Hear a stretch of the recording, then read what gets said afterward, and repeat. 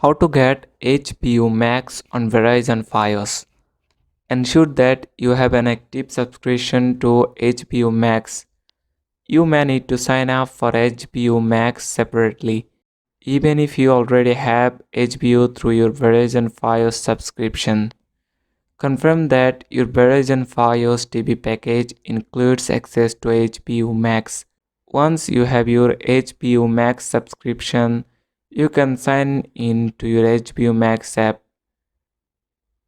If you have a Verizon Fios TV setup box, navigate to the on-screen menu, look for the apps section, find and select the HBO Max app. Follow the on-screen instructions to sign in using your HBO Max credential. You can contact Verizon Fios customer support. They can provide assistance and guide you through the process. That's it. Thanks for watching the video.